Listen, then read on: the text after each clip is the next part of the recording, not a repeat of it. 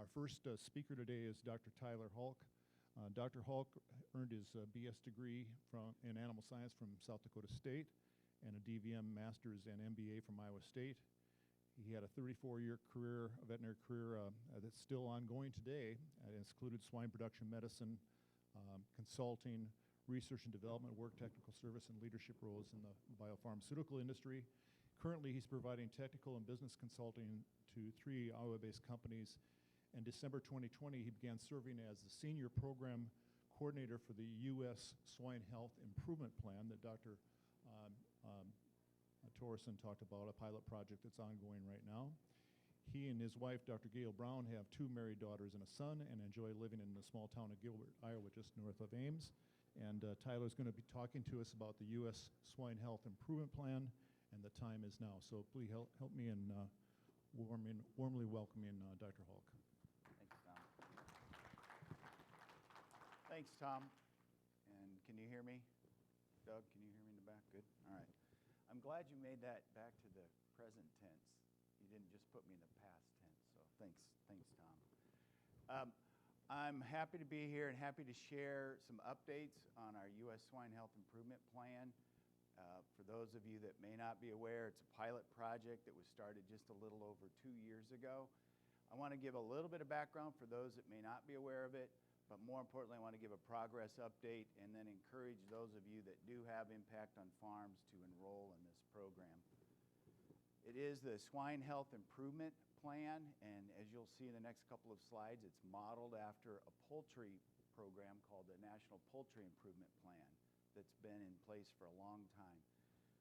We kicked off this pilot 2 years ago with help from Iowa State, University of Minnesota, University of Illinois, South Dakota State, and now K-State joined us this last year. And as Jerry, for those of you that sat in on the morning session, Jerry set the stage very well for this. This program isn't about doing all of the research, and this program isn't doing all of the information gathering. This program is about bringing people together that have that information to say, are we going to do something about it? And so I want to walk through this. I want to leave some time for questions, encourage you to ask questions at the end. And if you're sat at any of the tables, I put out some of the brochures that has some further information on the website for this program. I do want to acknowledge the USDA set up the initial funding for the pilot and continues to fund it. And since earlier this year, the National Pork Board has pitched in considerably and helped with some of the technical resources that we need. And I want to acknowledge the NPPC because they're actively involved in helping us move this towards a USDA program. So this all started about 4 years ago when Dr. Roger Main, Iowa State Veterinary Diagnostic Lab Director, was actually preparing for a speech at the AASV, American Association of Swine Veterinarians, and he was trying to understand what would really make a difference in the health of our U.S. swine population. And in preparing for that, he actually put together a grant that was fulfilled by the Swine Health Information Center to do a 12-month study on this NPIP, National Poultry Improvement Plan. And Roger and several others spent a lot of time those 12 months, which culminated in a report in June of 2019 that said, you know what, the findings from our assessment says that the NPIP could really serve as a great model, a roadmap for pork producers and packers in systematically addressing the issues that we have in this industry. And as I get towards the end of this talk, you'll see some of the issues that were on the table at a recent House of Delegates that we had. So looking at what can we do that's actually transformational. I see a lot of folks that I've enjoyed working with throughout my career sitting out here, and some of these issues we've been dealing with for 30 years or more. So how are we really going to address those? So the National Poultry Improvement Plan. It's a collaboration between industry, so you heard Jerry talking about packers, producers, and state, so the state animal health officials, and federal, the USDA in this case, and all coming together and saying, well, what's best for our industry? The NPIP has been in place since 1935, so the poultry industry's got a big head start on us. And they've used this program to their benefit. And if you sat through Jerry's talk again, you heard about the benefits in the face of high-path AI. So the NPIP is voluntary, and yet in the poultry industry, across many segments, not just broilers, but turkeys, eggs, even pheasants, and some of the other segments in their industry, it's nearly 100% participation. And that's what it needs to be in order for it to be useful. And what they do in the poultry industry is they demonstrate the freedom of disease. And so even in the face of high-path AI, they still have commerce. It's officially recognized, the NPIP is, by all 50 states and also recognized internationally. So that's a program that other markets understand, other markets appreciate, and other markets recognize in the face, again, of high-path AI. So this just last chart on NPIP, well, this is actually the poultry industry, and we heard in Jerry's talk about, well, what if ASF hits? What's going to happen? And you talk about the economics of our industry. It's pretty devastating. Well, in 2022, you can see what the broiler prices have done and what the turkey prices have done. And that's in the face of high-path AI because they're continuing to have business. Now, that didn't happen in 2015. There was quite a bit of market disruption. 60 countries disallowed poultry exports in 2015, and this year it was just 2. So they've made great progress with that program, and it's a program we're now trying to emulate. So what's the purpose of Swine Health Improvement Plan, or SHIP? Well, it's to increase our foreign animal disease preparedness. And Lord knows there's a lot of different programs, a lot of different initiatives, but this one's trying to bring them all together. So it's not trying to recreate the wheel, but instead it's trying to bring them together. It includes prevention. So there's more that we can do than just have strong border. We can look at, well, what are we doing for visitors, whether they're international or domestic, that have come from regions that have ASF or CSF? Well, we established a standard of 5-day downtime within the program last year. What about our feedstuffs?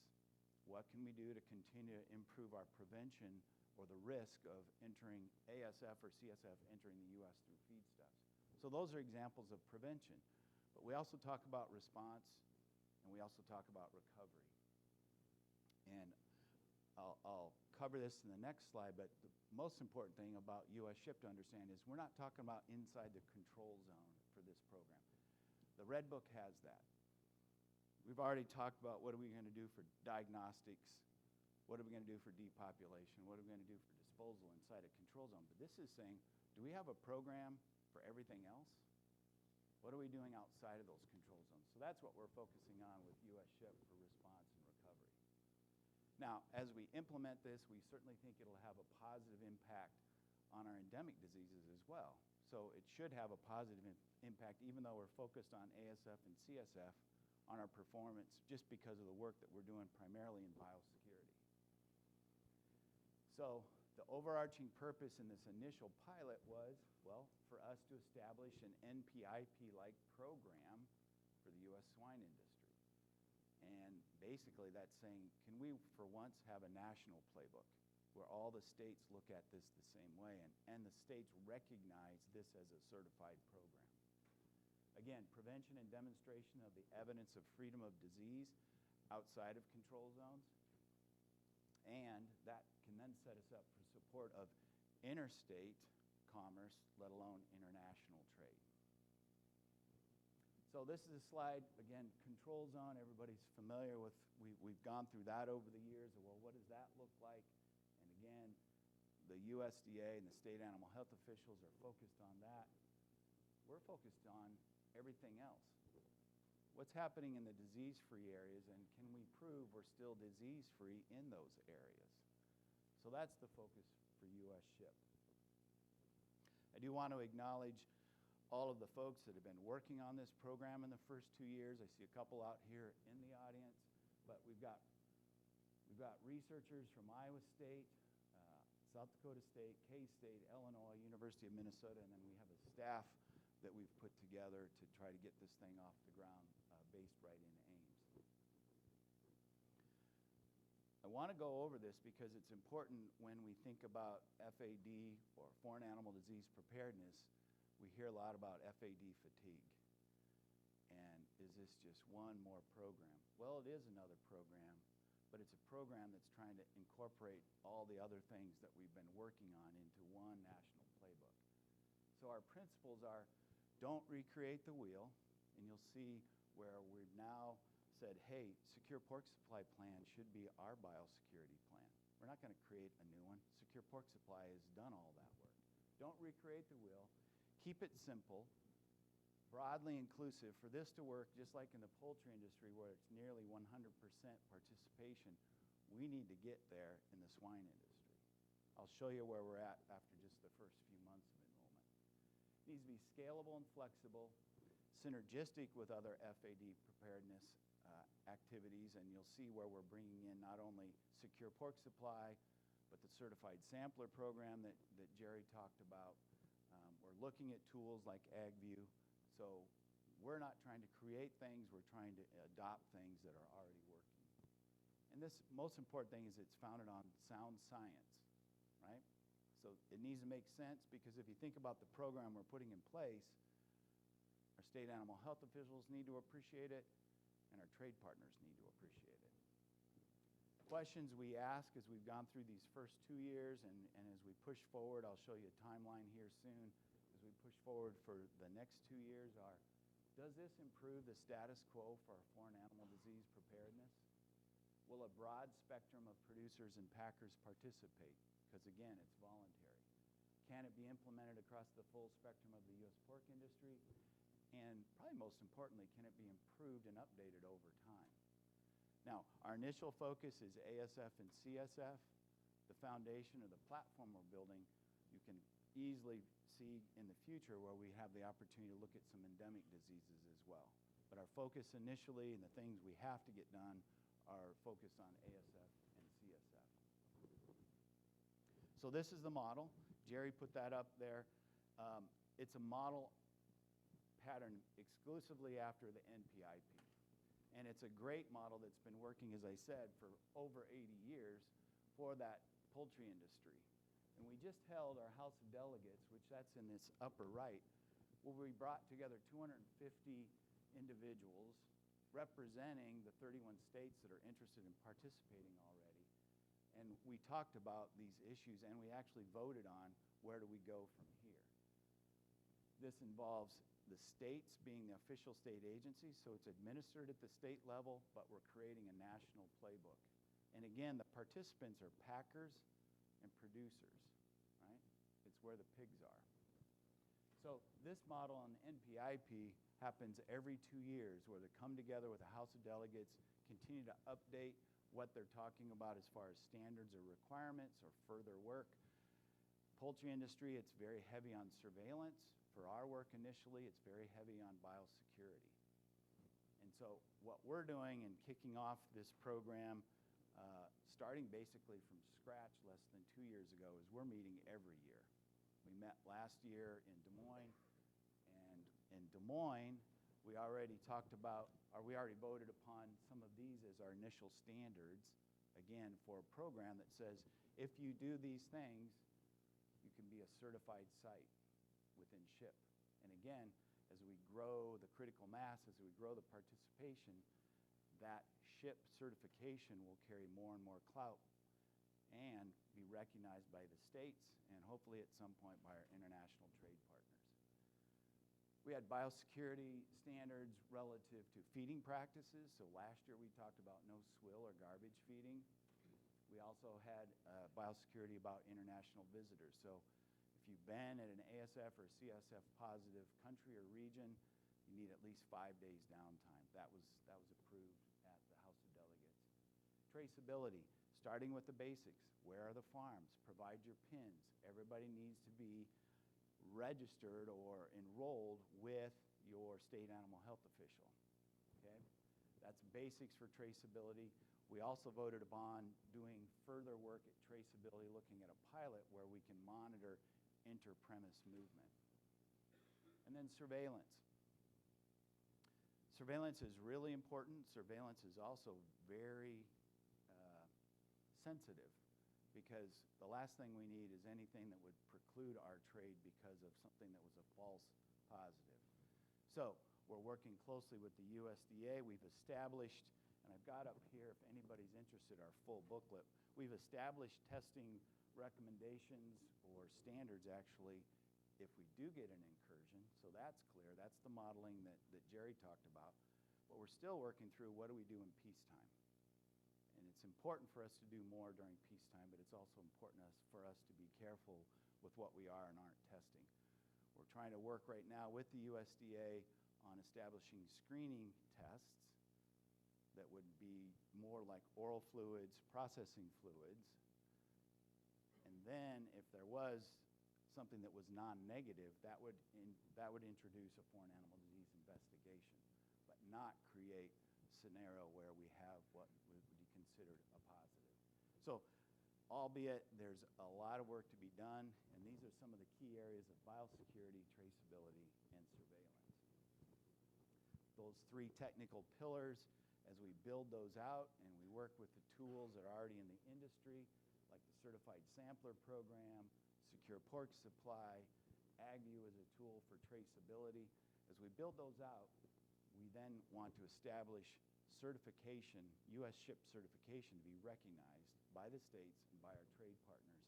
And basically, looking at this as a passport. And if you think about an incursion with ASF and the potential for a shutdown and what does business continuity look like, we need to be able to show freedom of disease outside of control zones. That's our passport domestically. And then we need to resume trade as soon as possible, and that would be our passport for international trade. So here's the timeline. As I said, we're basically finished with year 2. We've had 2 House of Delegates. The most recent one was just 2 weeks ago. And if we have time, we can go into more detail about what was approved at that House of Delegates. But basically, we're looking at 2 more years to build this program out.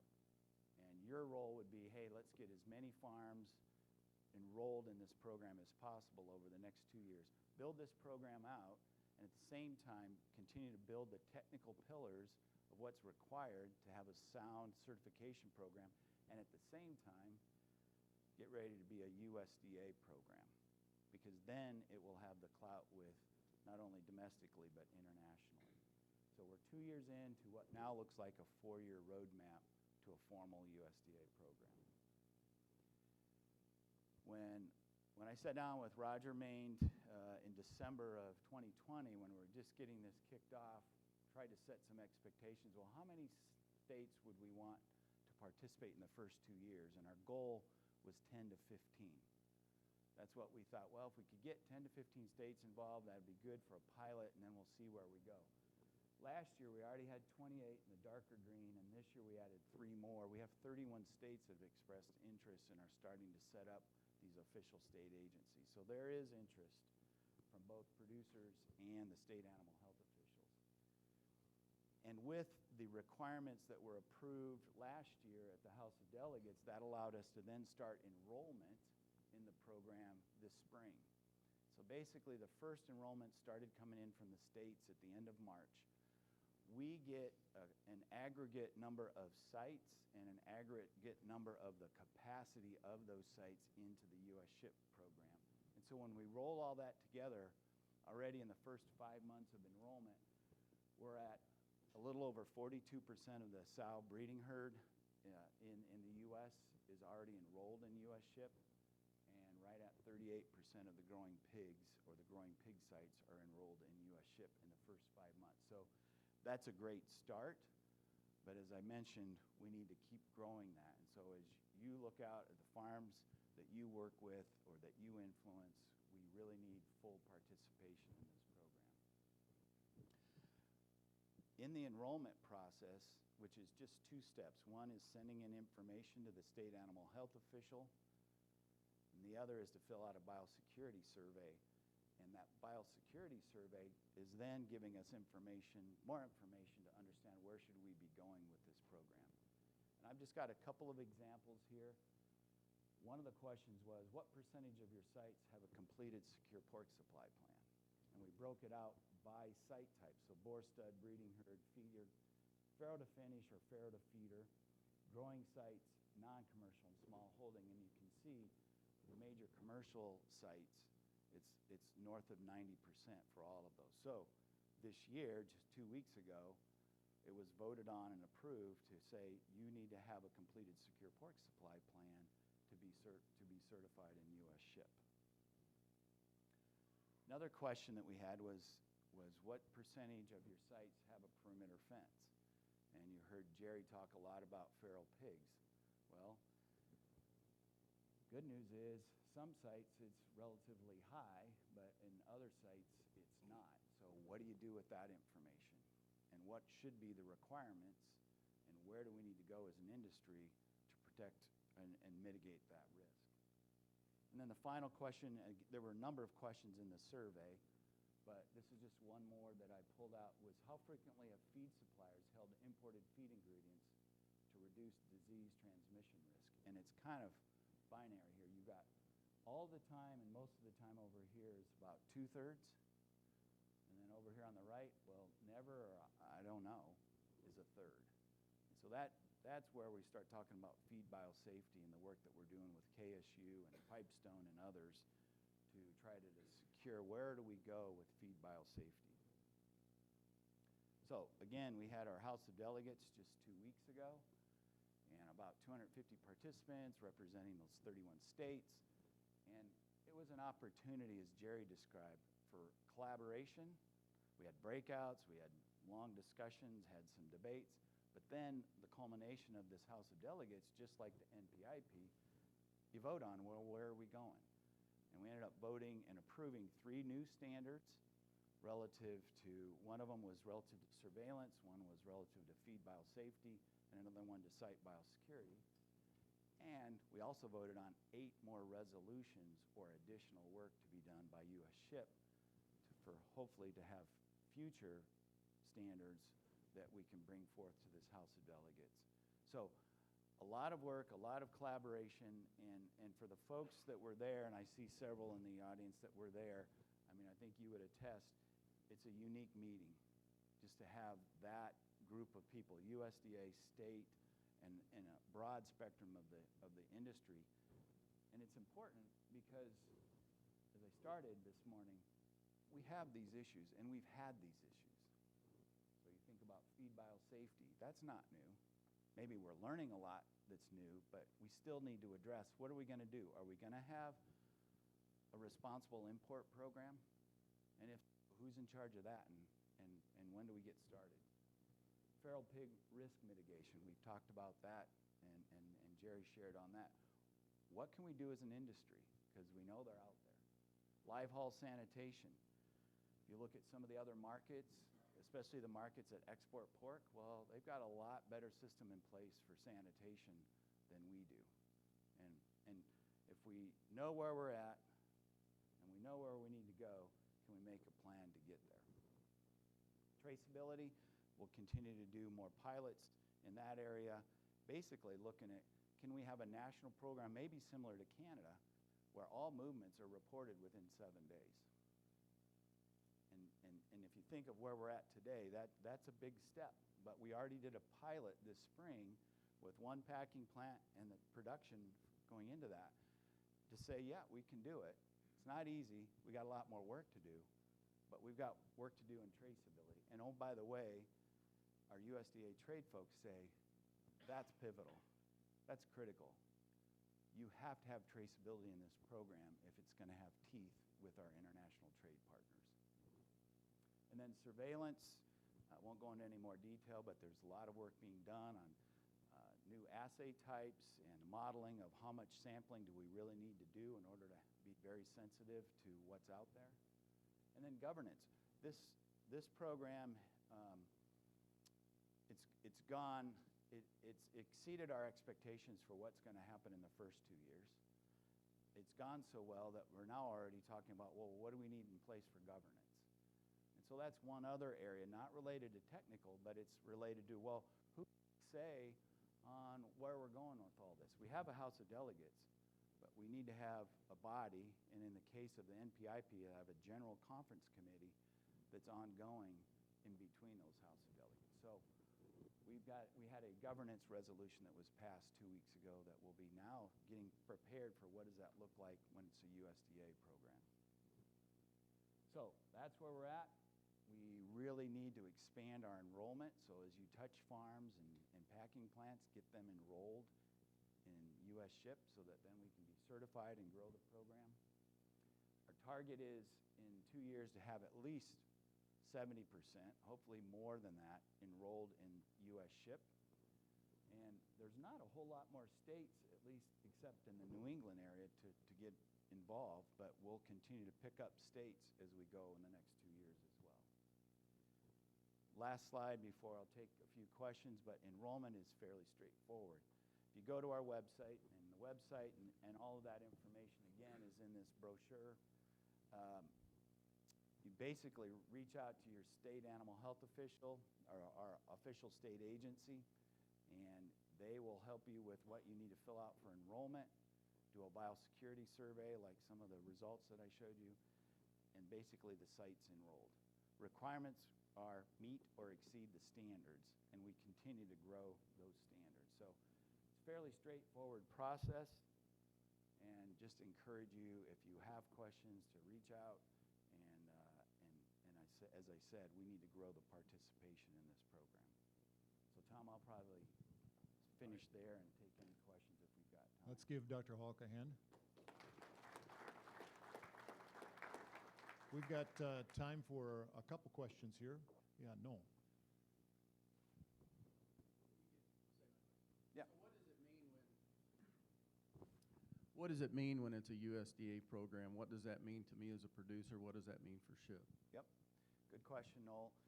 As a USDA program, then that takes us into that international realm, okay? So we've got a lot of good tools in place, but nothing's put together as a program today that our USDA trade partners can take to our trade team can take to our trade partners and actually negotiate. So right now, if we get an incursion, it's not going to be pretty because we don't have a whole lot. But as a USDA program, when we get to that point, that's something that they can stand behind and negotiate for trade, even in the face of ASF. Good question. Thanks, Noel.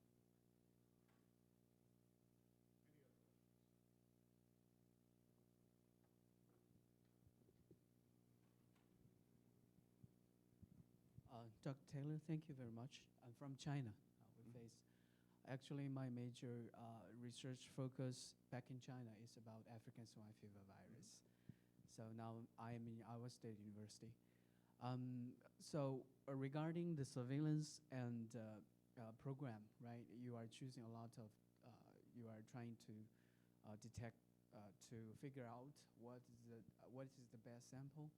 So since we do not have samples in the U.S., so what are you going to do with the sample collection and all the kind of experiments you are going to carry out? Yep. Good question on surveillance. I do see Dr. Main in the back, and he's been actively involved in the surveillance. My quick answer, and then Roger, if you want to add, is we already have in place that was passed as standards what testing we would have if we have an incursion, okay? And the sample types are already laid out. They're not all just blood samples because, as we've talked about, we don't want to overwhelm our laboratories. But we've also got oral fluids and blood swabs as options. So if you go in our standards, it's already laid out for different specimen types, okay? Now, this is if we have an outbreak. The discussions that are ongoing is what should we be doing in peacetime? And we'd like to go in that same direction, but we need to be in concert with the USDA. There's also an active surveillance program that Jerry mentioned this morning that's already going and actually is doing more testing in the U.S. than in any other country. But Roger, you want to add any additional comments? Yeah, no, the only thing I would add is that everything that's in this is broadly supported by the literature. And there's actually been some really great work being done in partnership with USDA and in the CFIA, which is the Canadian equivalent of the USDA, in partnership of what's being done via the derivation of experimentally made samples, looking at that in controlled settings, as well as capturing, partnering abroad to get some from field samples. And USDA shared some really, really great work with oral fluids last week, or the week before last. Very, very impressive and encouraging. And similarly, CFIA showed some very fresh work looking at processing fluids. Again, these are all means of demonstrating the tools that could be used to help demonstrate evidence of freedom outside of control areas. And the processing fluid by the CFIA group was just extraordinarily impressive, as you might expect with a systemic